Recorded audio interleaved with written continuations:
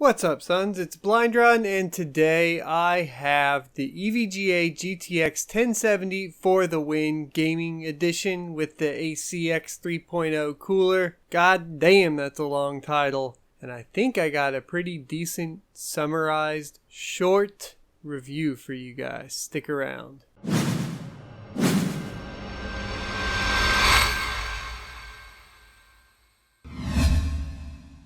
The EVGA GTX 1070 for the win gaming features the new ACX 3.0 cooler from EVGA. It moves away from the black finish to a silver and black finish. Underneath the shroud is an unassuming heatsink with no visible tubing unless you look really hard. Along with the fancy shroud, EVGA includes a brushed aluminum backplate along with RGB LEDs, giving it an edge over their superclocked edition with the same cooler. Display outputs include 3 DisplayPort 1.4 ports, a single HDMI 2.0B port, and a single dual-link DVI. Next we have a dual 8-pin power adapter sporting a 10+2 power phase, which is a massive upgrade from the 4+1 on the Founders Edition and ahead of the rest of the competition as well. There is also a max power draw of 215 watts as advertised. However, during my testing, the card only ever asked for a maximum of 170 watts.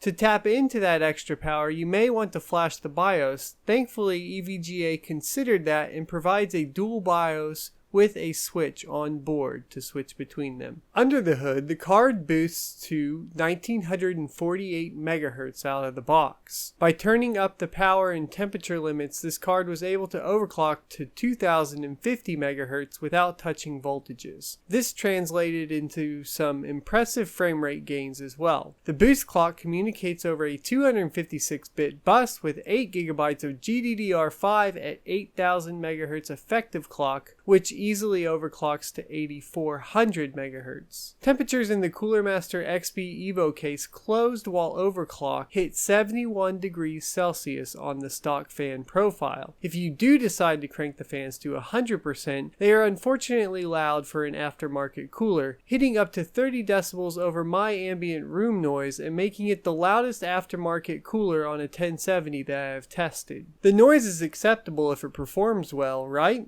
All benchmarks are in 1080p at highest available settings unless those settings are proprietary to either AMD or Nvidia, for example Pure Hair and Rise of the Tomb Raider. Gears of War Ultimate Edition posted an unusual 162 frames per second. Since DirectX 12 is so new, it is receiving updates all the time, so keep that in mind. And even though it beats out the GTX 1080 from my previous test, it's important to note that the frames were not stable and they were bouncing between 120 and 180 frequently over 3 separate tests. TimeSpy Graphics Test 1 received 65.4 frames per second, showing an increase over the previous king of the 1070s, the MSI Gaming X edition. The performance increase over the Gaming X continues in Graphics Test 2, where the For the Win edition scored 54.57 frames per second. Oddly enough, in the NVIDIA optimized game Rise of the Tomb Raider, the For the Win edition did not score any better than the Gaming X edition, only pulling in 62.48 frames per second. Like our other UWP game, Forza is showing some massive improvements to the engine and API. The For the Win edition scored 97.18 frames per second. One thing to note is the absence over previously present drops in frame rates that are no longer here in the game. While we can safely throw out the UWP games in this test for comparison's sake, Doom is one of the 8 tested titles that is valid and shows the For the Win dominance over the Gaming X with 184.84 frames per second. The trend continues in Hitman, where the For the Win edition gained almost 4 FPS over the Gaming X with 98 frames per second. Once again, Warhammer has made some significant changes since my testing with the Gaming X edition. That aside, the For the Win edition hit a solid 87.3 frames per second. So, if you are the type of person that likes to have the nicest trailer in the trailer park, the EVGA For the Win gaming is your card. However, it does come at a premium of